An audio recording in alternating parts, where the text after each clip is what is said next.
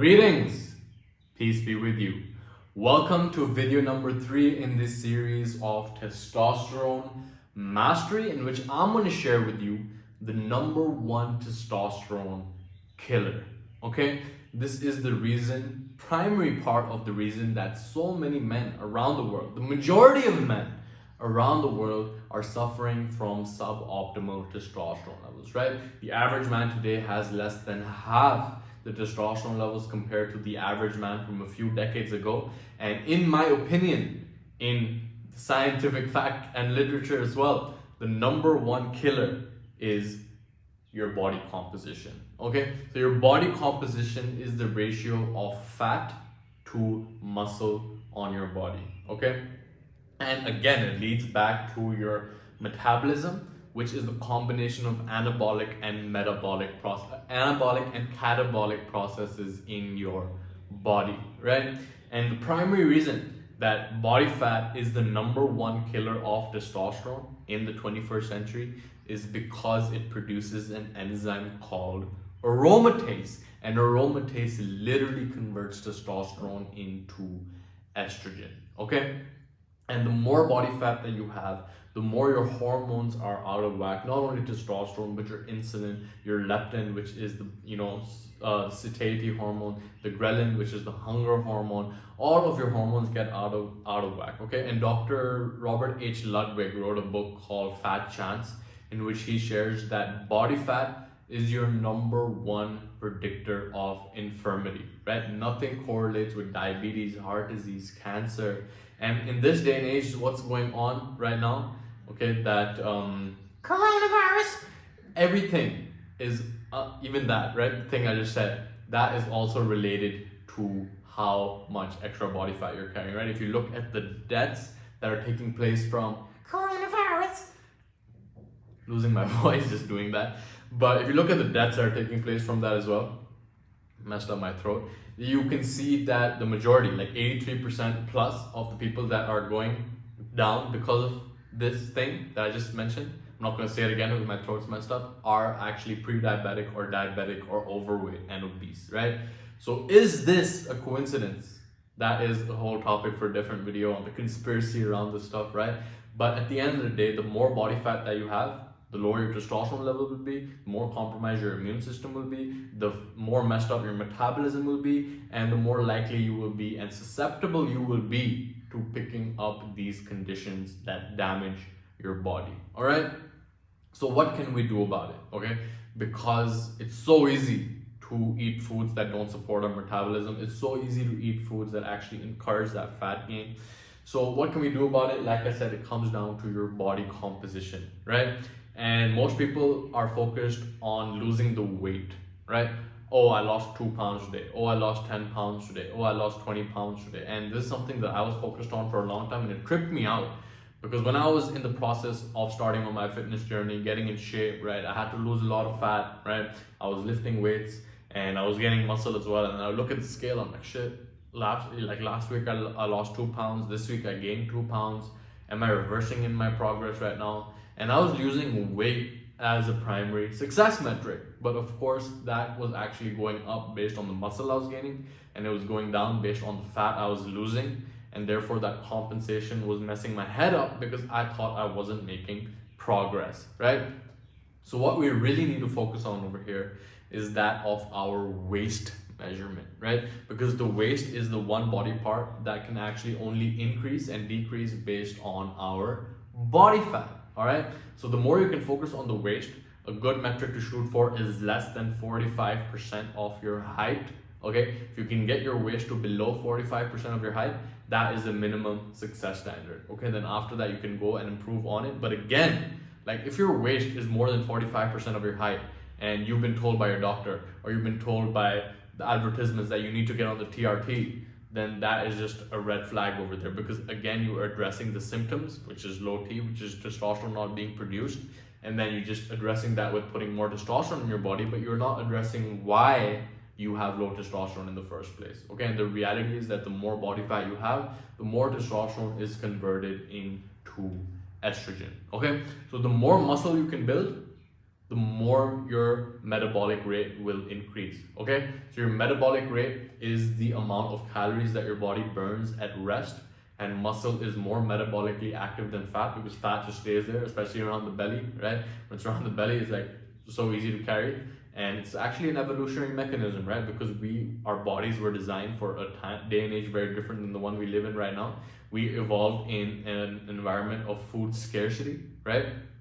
And now we live in an environment of food abundance, but our bodies are still engineered to just go and scrounge as much as they can, right? Because they think that, there might not be food at the end of the day. But at the end of the day, there will be a lot of food, right? It's a single call away. And that is what is causing so many people around the world. I think more people in the US are overweight and or obese than are considered normal, right? So that's definitely a huge aspect over here, okay? So first and foremost, the more muscle you can build, the more calories you will burn at rest, the more you focus on your waist measurement, the more you can actually manage what actually matters, right? And also understand that, doing cardio, endless cardio, is not helping you lose fat, all right? A lot of people are like, you have to go on a run, but cardio literally makes you more fat, weak, stressed out, hungrier. And the reason for this is because, when you're doing cardio, you might burn at the maximum, right? 200 calories, 300 calories. Okay, let's say you burn 400 calories doing cardio, okay? But there is no such thing as the afterburn effect, because your body does not actually build more muscle as a result of it, right? It's just that, okay, you burnt those calories, there's not many calories burned after the fact. On the flip side, if you lift weights, if you break down your body, maybe during that activity you burn, let's say 100, 200 calories, right? But in the process of actually building your body back up, your body uses up a lot of energy, right? So it might even use more energy than it took to actually break down that muscle. And at the end of the day, the more muscle you have, the faster your metabolism will get. So if you are overweight, obese, you're carrying around extra inches around your waist, then the more you can focus on strength training, and I'll be diving deeper into that when we get to the relative strength. But if you just focus on push-ups, if you just focus on pull-ups, right? If you've never trained before, just focus on push-ups, pull-ups, and bodyweight squats, and that will be a step in the right direction. And eventually you will get to the point where you're very strong and your body will actually be forced to melt off that body fat, because when you're focusing on bodyweight movements, you are actually incentivized to keep your body fat down, right? And secondly, you can, I don't know why I said secondly, I've gone on a lot of points, but fasting is an extremely effective measure to shred down those extra inches of fat, okay? Because fasting actually increases your metabolic efficiency. What is metabolic efficiency? It's your body's ability to use fat for fuel, okay? So what I like to do every single morning is go out on like an hour and a half walk. I'm not saying you should walk an hour and a half. I don't do it every single day. I do it when I don't have a meeting or a scheduled appointment in the morning. I go out on a walk. It's meditative for me as well. Take like 10,000 steps. And I am actually doing a low intensity, steady state cardio, right? And what that does is it allows me to tap into my fat stores for fuel, because I'm not eating anything. And if you can actually keep your eating window between 8 hours to 12 hours, all right, if you've never fasted before, start with 12 hours, choose a specific time window, for example, 10 a.m. to 10 p.m. or 7 a.m. to 7 p.m., right? And ideally, like I said in the previous video, you want to keep a 3-hour gap between your last meal and the time you go to sleep. But if you can keep a fasting window of between 8 to 12 hours, just choose that window, right? For example, mine right now is, I eat my last meal around 6:30, 7, and my first meal around 12, right? Or even sometimes 10. So it's like a 6 to 8 hour window, and fasting actually increases your ability to use fat for fuel. Okay, they've done experiments on this where they brought in 2 groups of rats, right? They gave them the exact same food, but one of the rats, they gave that food within a specific time window. The other group of rats, they gave that food within a time window that, no time window. They could eat any time that they want. And at the end of that experiment, the rats that were eating within a time window actually did not end up developing metabolic disease like diabetes, like cardiovascular disease, but the rats that were allowed to eat any time that they wanted actually developed metabolic disease, right? And the only difference was the window in which they ate. So that is the power of fasting. And if you implement these tips into your career, it's not rocket science to lose fat, right? More often than not, it's just common sense but also there's a lot of misinformation out there. Like you have to do cardio, you have to cut out all your meals, you have to do strict dieting, you have to do rigid meal plans, you have to run endless amount of hours on the treadmill, right? That stuff is all bogus. And if you've tried it, then you know that it is, right? Of course, experiment on yourself, research for yourself. I'm just sharing with you what's worked for me in my journey so far, and I hope to continue sharing with you in the next video when we dive deeper into the next layer of the pyramid. Okay, so at this point, you know that metabolism is really everything. The balance between your anabolic and catabolic processes, sleep quality, which really is the number one factor which affects your metabolism, and then your body composition, right? You really want to get rid of those extra inches of fat if you want to optimize your testosterone levels. And if you are carrying a bunch of extra inches around your waist and you're focusing on the top layer of the pyramid, oh, what supplement can I get? Then you are putting the cart before the horse, okay? Because there is room for improvement for you to do it naturally.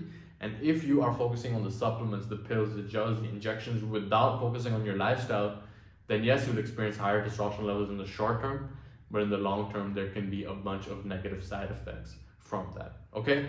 So with that, I conclude this video. I hope that you implement the stuff. I hope that you got value from it, and I will see you in the next one, in which we dive into the next layer of the testosterone mastery pyramid. That being said, I'll see you in the next video. Much love to you. Take care.